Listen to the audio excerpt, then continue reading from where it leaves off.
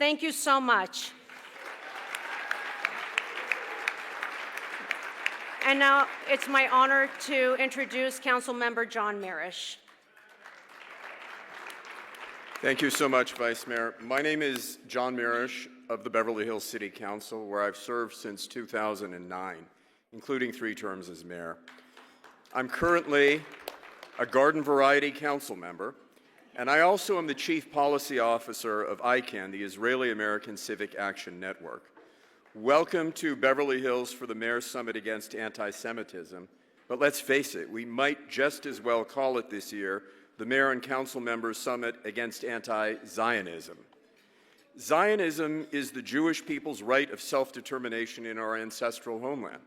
The State of Israel represents the ultimate act of decolonization. Israel and the Jewish people are inseparable.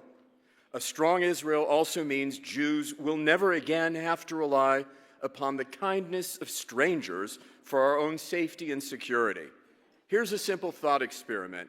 Just ask yourself, would the Holocaust have taken place if Israel had existed in the 1930s as a sovereign Jewish country?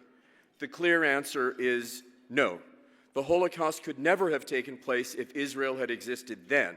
So those who don't think that Israel should exist now just want dead Jews. For all the meaning that has been emptied of the word these days, they just want the genocide of Jews. Jew hatred, also known as anti-Semitism, is a pathological disease, and it infects people from all sides of the political spectrum. Those with the disease will always try to harm Jews. But just look at recent events in the Mideast, and you can see the importance of a strong Israel also for the United States of America. Beverly Hills was the first city in the U.S. to adopt the International Holocaust Remembrance Alliance, the IRA working definition of anti-Semitism. Some 80 cities have followed suit, but it isn't enough.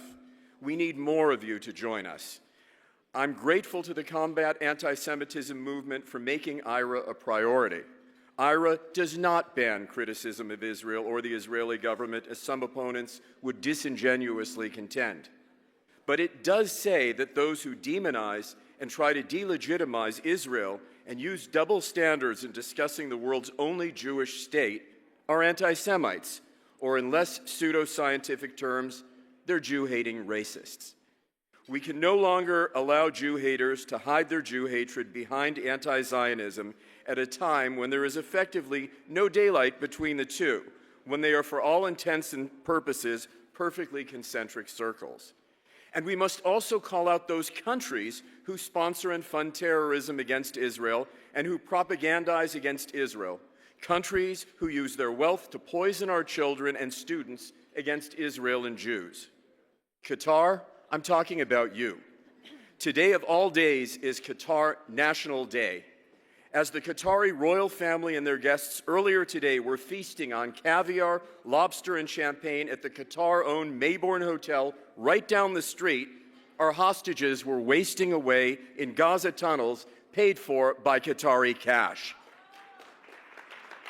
All our hostages would be free right now if Qatar simply ordered its terrorism subsidiary, Hamas, to release them.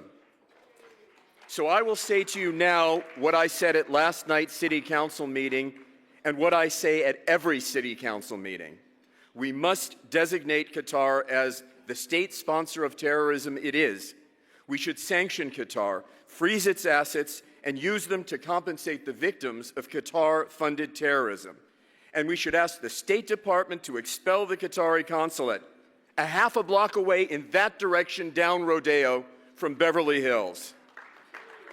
Qatar, the jig is up. Terror regimes and anti-Semites are not welcome in Beverly Hills. But the Combat Anti-Semitism movement and all of you, ladies and gentlemen, are most welcome in our beloved hometown, one of the only Jewish majority cities outside of Israel, one of the only cities in the U.S. to have a street named for Theodore Herzl, and soon to be one of the only cities in the U.S. with an October 7th Memorial Square and a permanent October 7th memorial. Hopefully in the future, when you think of Beverly Hills, you won't just think of Rodeo Drive, pretty woman, or swim in pools and movie stars. You will think of a community that is steeped in Jewish pride and that recognizes the best way to react to the pathological disease of anti-Semitism is with that Jewish pride.